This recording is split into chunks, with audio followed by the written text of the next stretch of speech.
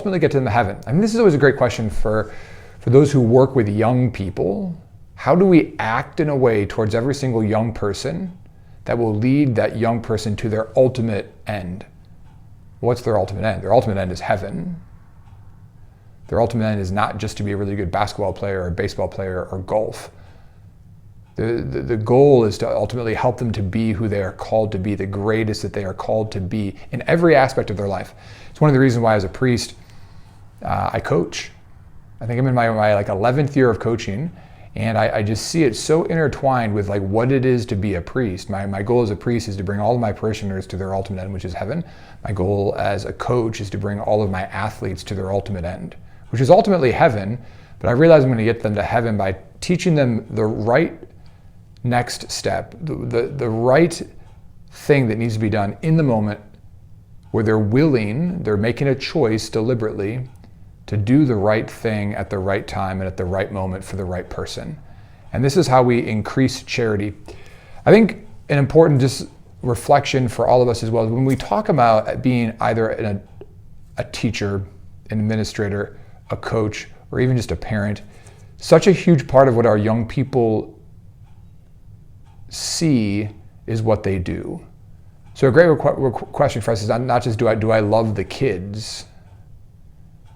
Do I love my kids? Do I love the kids that I coach, the kids that I work with, the kids that I teach? But do they also see me as a person who wills the good and loves others? Something that's been really, really interesting for me is working with different coaching staffs and teams over the years. And our young people clearly know when the head coach or the assistant coach doesn't like each other, or the head coach doesn't like the athletic director, or the head coach doesn't like the football coach. When we don't will the good of the other, the young people know. When mom and dad are no longer willing the good of each other, our children know. When the science teacher doesn't like the math teacher, and they talk about each other behind their back and about what they do with homework or whatever else, they know. I think it's really important for us that the model that we set of charity and of love is really important to form young people. They see what we do. They learn from what they see often more than what they hear.